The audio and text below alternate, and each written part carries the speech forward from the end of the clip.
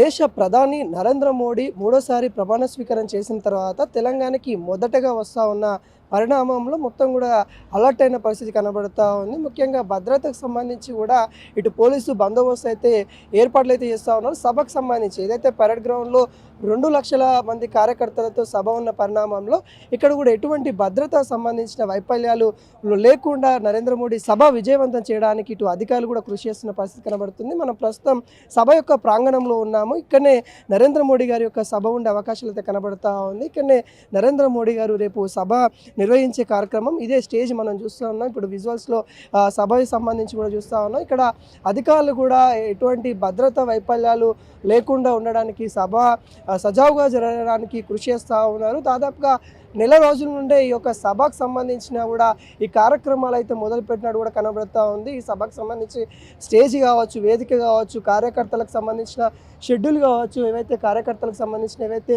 ఆ షెడ్యూల్ ఏర్పాటు చేయ ఏవైతే ఉంటాయో వాటన్నిటికి సంబంధించి కూడా ముమ్మరంగా పనులు అయితే జరుగుతూ ఉన్నాయి. గత నెల రోజుల నుండి కూడా చేస్తూ ఉన్నారు. ఎందుకంటే వర్షం వచ్చినా, ఎండ కొట్టినా ఎటువంటి ఇబ్బంది కలగకుండా వచ్చిన కార్యకర్తలకి మరి సజావుగా ఉండడానికి, వాళ్ళకి ఎటువంటి ఇబ్బందులు కలగకుండా ఉండడానికి మరి ఇక్కడ సంబంధించిన నేతలు అయితే మొత్తం సభా ప్రాంగణాన్ని మొత్తం కూడా సిద్ధం చేసినట్టు కూడా కనబడుతూ ఉంది. మొత్తం ఏదైతే నరేంద్ర మోడీ గారికి సంబంధించిన సభకి సిద్ధమైనట్టు కూడా కనబడుతూ ఉంది. దాదాపుగా 55 నియోజకవర్గాల నుండి 2 లక్షల మంది బీజేపీ కార్యకర్తలు వచ్చే అవకాశాలు అయితే కనబడతా ఉన్నాయి. ఇప్పటికే నేతలందరూ కూడా పిలుపునిచ్చారు, నరేంద్ర మోడీ గారి యొక్క సభను విజయవంతంగా చేయండి అన్నట్టుగా ఇటు బీజేపీ సీనియర్ నేతలు కూడా పిలుపునిచ్చిన పరిస్థితి కనబడతా ఉంది.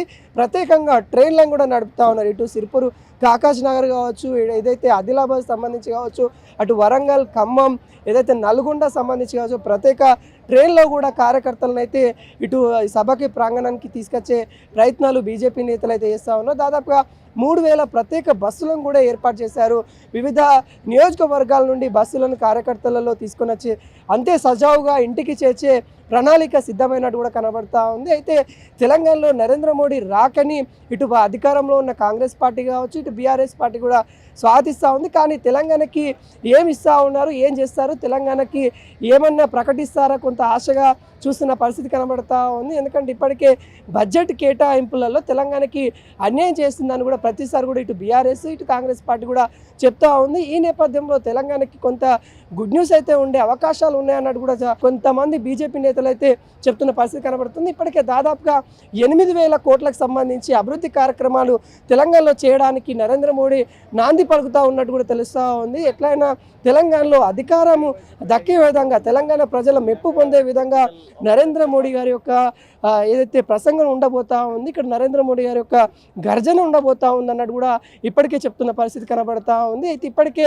టార్గెట్ పశ్చిమ బెంగాల్ అని కూడా బీజేపీ ముందు నుండి కూడా చెప్పేది, కానీ ఇప్పుడు టార్గెట్ తెలంగాణను కూడా చెప్తా ఉంది. ఎందుకంటే పశ్చిమ బెంగాల్లో ఇటు బీజేపీ ఘన విజయం సాధించిన తర్వాత ఇప్పుడు టార్గెట్ తెలంగాణను కూడా నియమించుకోవడం జరిగింది. అంటే వాళ్ళ యొక్క టార్గెట్ వచ్చే అసెంబ్లీ ఎన్నికలలో తెలంగాణలో కూడా బీజేపీ ప్రభుత్వం వచ్చే దిశగా ప్రయత్నాలు అయితే చేస్తూ ఉన్నాయి. దాంట్లో భాగంగానే ఇప్పుడు వచ్చి ఏవైతే జిహెచ్ఎంసీ ఎన్నికలు ఏవైతే ఉంటాయో వాటికి ఈ యొక్క సభ మెయిన్ కాబోతా ఉంది. నరేంద్ర మోడీ గారి యొక్క హవాతోని మేము జిహెచ్ఎంసీలో ఉన్న 3 మేయర్ సీట్లు మేమే దక్కించుకుంటామన్నట్టుగా ఇటు బీజేపీ ధీమా వ్యక్తం చేస్తూ ఉంది. అయితే ఒకసారి నరేంద్ర మోడీ గారి యొక్క షెడ్యూల్ మనం ఒకసారి చూసినట్లయితే మధ్యాహ్నం 1:10 బెంగళూరు నుండి ప్రత్యేక విమానంలో బయలుదేరి మధ్యాహ్నం 2:10 బేగంపేట్ ఎయిర్పోర్ట్కి చేరుకుంటారు. అదేవిధంగా మధ్యాహ్నం 2:30 బేగంపేట్ విమానాశ్రయ ప్రాంగణంలో అధికార ప్రాజెక్టుకు సంబంధించిన ఏవైతే ప్రాజెక్టులు ఉన్నాయో వాటిని ప్రారంభోత్సవ శంకుస్థాపన అక్కడనే చేయనున్నారు. అదేవిధంగా 3:15 హైటెక్ సిటీకి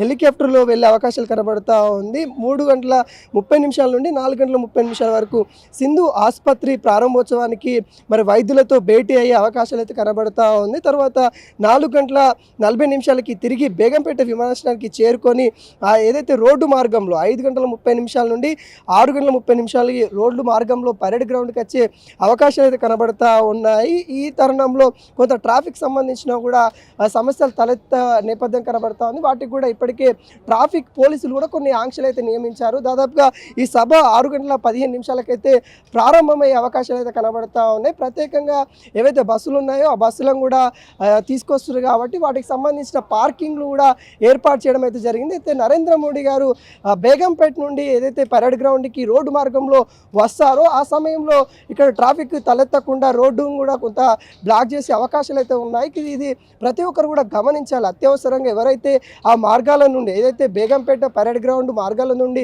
వెళ్ళాల్సిన వాళ్ళు ఎవరైనా ఉంటే వాళ్ళను వేరే మార్గం చూసుకోవాల్సిందన్నట్టుగా ఇప్పటికే కొన్ని మార్గ దిశ సూచించే విధంగా కొన్ని పోస్టర్లు అయితే నియమించడం అయితే జరిగింది. మొత్తం కూడా పరేడ్ గ్రౌండ్ గులాబీమయమైన నేపథ్యం కనబడతా ఉంది. పరేడ్ గ్రౌండ్ మొత్తం కూడా రేపు ఈ సభకు సంబంధించి కూడా కార్యకర్తలు చాలా పెద్ద ఎత్తున భారీ తరలించే అవకాశాలు అయితే కనబడుతుంది. ఇక్కడికి వచ్చే పరిస్థితి కనబడుతుంది.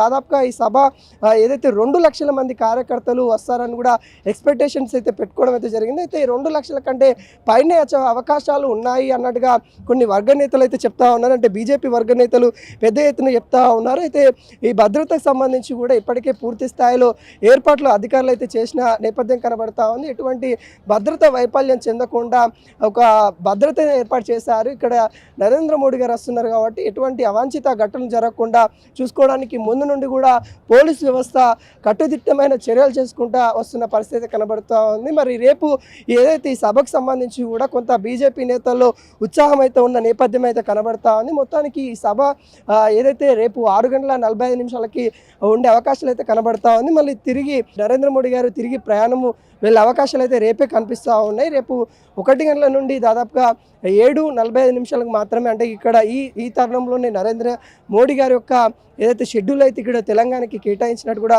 క్లియర్ కట్గా తెలుస్తూ ఉంది. కొన్ని అభివృద్ధి కార్యక్రమాలు, కొన్ని ప్రాజెక్టులకు సంబంధించి కూడా కొన్ని ఏవైతే శంకుస్థాపనలు ఉన్నాయో అవి చేసే అవకాశాలు అయితే కనబడుతుంది. కొన్ని ముఖ్యంగా వరంగల్ సంబంధించిన ఏదైతే ఎయిర్పోర్ట్ ఏదైతే ఉందో విమానాశ్రయానికి సంబంధించి కూడా శంకుస్థాపన ఇక్కడ బేగంపేట నుండి చేసే అవకాశాలు అయితే కనబడతా ఉంది. బేగంపేట ఏదైతే విమానాశ్రయం ఉందో అక్కడ నుండి నేరుగా అయితే వరంగల్ సంబంధించిన మామునూరు ఎయిర్పోర్ట్కి కూడా శంకుస్థాపన చేసే ఆలోచనలో ఉన్నట్టు కూడా తెలుస్తూ ఉంది. చాలా వరకు తెలంగాణకి కొంత గుడ్ న్యూస్ అని కూడా చెప్పుకోవచ్చు. చాలా అభివృద్ధి కార్యక్రమాలు నరేంద్ర మోడీ రాకతో అయితే ఉన్నట్టుగా తెలుస్తూ ఉంది. టార్గెట్ తెలంగాణ అంటూ బీజేపీ నేతలు కూడా చాలా హర్షం వ్యక్తం చేస్తూ ఉన్నారు, ఆనందం వ్యక్తం చేస్తూ ఉన్న నేపథ్యం అయితే కనబడుతూ ఉంది. మరి చూడాలి రేపు ఈ సభకు సంబంధించి కూడా ఏ విధంగా ఉండబోతుంది, ఎంతమంది కార్యకర్తలు వస్తారని కూడా రేపటిదాకా చూడాల్సిన పరిస్థితి కనబడుతూ ఉంది. కానీ ఇప్పటికే అధికారులు మాత్రం పూర్తి స్థాయిలో ఏర్పాట్లు అయితే చేసిన నేపథ్యం కనబడుతూ ఉంది. కెమెరామెన్ రవీందర్తో అనిల్, పరేడ్ గ్రౌండ్, హైదరాబాద్.